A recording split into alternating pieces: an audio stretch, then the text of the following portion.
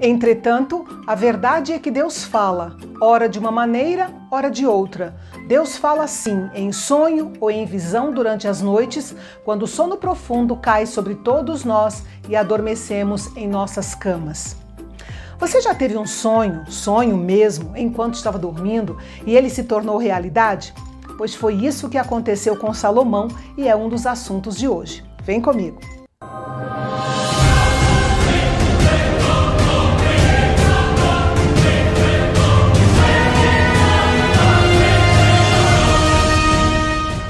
O capítulo de hoje começa com o casamento de Salomão com a filha de Faraó, rei do Egito. Lembrando que Faraó é um título dado aos reis do Egito e não um nome. Por isso você vai encontrar alguns faraós na Bíblia, além daquele do tempo de Moisés. Essa aliança entre Salomão e o faraó indica que o Egito havia decaído muito no cenário internacional, pois os governantes egípcios não costumavam entregar suas filhas em casamento a governantes de outras nações. O casamento com companheiros da realeza era uma estratégia política comum no mundo antigo, porque o conflito entre as nações acabava sendo evitado por causa dos laços familiares. Mas este não foi o primeiro casamento de Salomão. Fazendo uma conta rápida sobre a idade do seu filho Roboão e o tempo de reinado de Salomão, que foi de 40 anos, vemos que ele se casou com Naamá, uma mulher amonita, antes de subir ao trono e antes de casar-se com a filha de Faraó. Naquela época, o povo sacrificava nos lugares altos. Esses lugares eram chamados de lugares altos porque normalmente eram erguidos em colinas afastadas da cidade e que, segundo eles, ficava mais perto do céu. Esses altares eram permitidos em Israel desde que fossem para o Senhor. Por isso, até que o templo fosse construído em Jerusalém, o povo de Israel adorava ao Senhor nesses lugares altos. Um desses lugares sagrados estava em Gibeão, ou Gibeon, porque lá ficava o tabernáculo. Davi havia levado a Arca da Aliança para Jerusalém como um primeiro passo para a construção do templo, mas o restante do tabernáculo, inclusive o altar dos sacrifícios, ainda se encontrava em Gibeão, a mais ou menos 8 quilômetros ao norte de Jerusalém. Salomão fez uma reunião solene de adoração ao Senhor em Gibeão e ali ele ofereceu 1000 holocaustos no altar, demonstrando tanto a grande riqueza que possuía quanto a sua consagração total ao Senhor.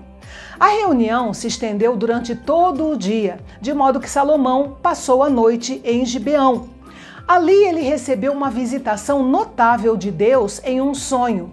Este sonho está entre os mais significativos da Bíblia. Salomão ouviu Deus dizer: "Pede-me o que queres que eu te dê."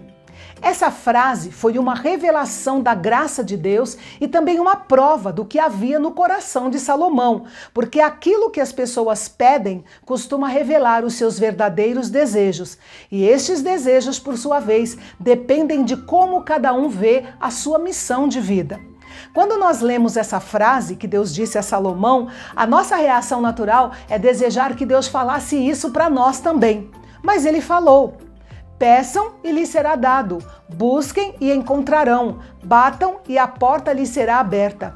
Esta é a confiança que temos ao nos aproximarmos de Deus. Se pedirmos alguma coisa de acordo com a sua vontade, Ele nos ouve. Na continuação do sonho, vemos que a petição de Salomão foi curta, direta e humilde. Primeiro ele recapitulou o passado, agradecendo a Deus pela fidelidade e seu amor para com seu pai Davi. Salomão admitiu que não era rei por causa das suas aptidões, mas sim porque o Senhor era fiel à aliança com Davi. Depois Salomão passou para o presente e reconheceu a graça de Deus em fazer dele um rei. Nessa época, Salomão tinha em torno de 20 anos de idade e, sem dúvida, era mais jovem que os seus conselheiros e seus oficiais, sendo que alguns deles haviam servido ao seu pai. Ele referiu-se a si mesmo como uma criança, especialmente considerando a magnitude do trabalho que tinha pela frente. E ele concluiu sua petição antevendo o futuro, pedindo ao Senhor a sabedoria necessária para governar a nação. Ele pediu a Deus mais do que grande conhecimento. Ele queria compreensão e queria isso no seu coração e não apenas na sua cabeça. Deus se agradou do que Salomão pediu e também se agradou do que Salomão não pediu, pois ele não pediu riquezas, fama ou poder para si mesmo. Por isso, Deus resolveu ir além de todas as suas expectativas. Ele daria a Salomão bênçãos adicionais que ele nem havia pedido. Salomão experimentou a capacidade de Deus de fazer muito além de tudo o que pedimos ou pensamos. O Senhor teve o cuidado de lembrar a Salomão que sua obediência à aliança de Deus e sua devoção ao Senhor eram as chaves para as suas bênçãos futuras. Então Salomão acordou e viu que era um sonho, mas ao mesmo tempo também era uma mensagem de Deus, pois o sonho se tornou em realidade. Deus respondeu à sua oração e o fez sábio, poderoso, rico e influente, e o seu reinado foi glorioso para Israel.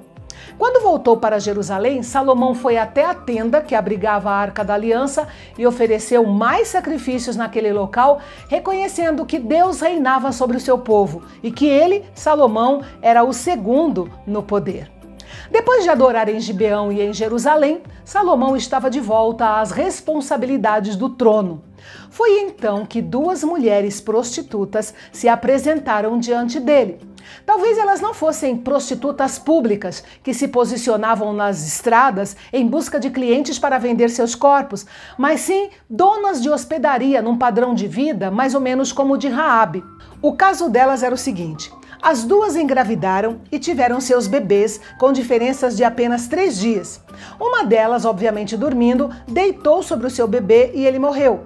Assim que percebeu o que havia acontecido, rapidamente ela trocou o seu bebê morto pelo bebê vivo da outra mulher. Quando a outra acordou para dar de mamar ao seu filho, viu que ele estava morto. Mas quando o dia amanheceu e ela reparou melhor, viu que aquele não era o seu filho. E então percebeu que a outra havia feito a troca. E por que é que essas mulheres foram até o rei? Elas foram lá porque, uma vez que não havia testemunha do que havia acontecido, o caso não poderia ser julgado num tribunal como de costume. Seria a palavra de uma contra a outra, mesmo ficando evidente que uma delas estava mentindo. Nesses casos, o rei representava a mais alta corte de apelação e era o fundamento de toda a administração e de toda a justiça. A solução de Salomão para o problema, a princípio, parecia tola e até perigosa.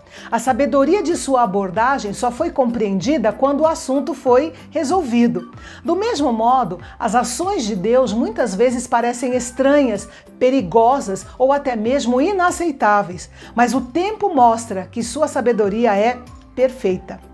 Salomão colocou de lado a palavra das mulheres e foi direto ao coração delas. Pediu uma espada e ordenou que cortassem o menino vivo ao meio e que fosse dado metade para cada uma delas. Essa atitude revelou o coração da mãe verdadeira, pois ela preferiu ceder seu filho para outra mulher do que vê-lo sendo partido ao meio. Já a outra achou ótima a decisão do rei e disse: "Isso mesmo, nem meu, nem teu."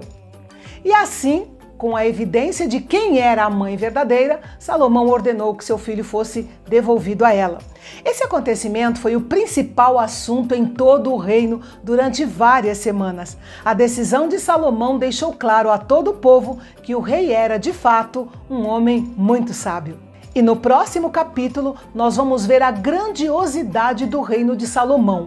Algo tão grande que só poderia ter vindo da parte de Deus. Vale a pena você conferir. E se esse canal tem sido bênção para você, compartilhe aí com mais 10 amigos para que eles também sejam abençoados. Eu te espero amanhã, aqui no Canal Bendito, o nosso canal de Fala Fácil. Até lá!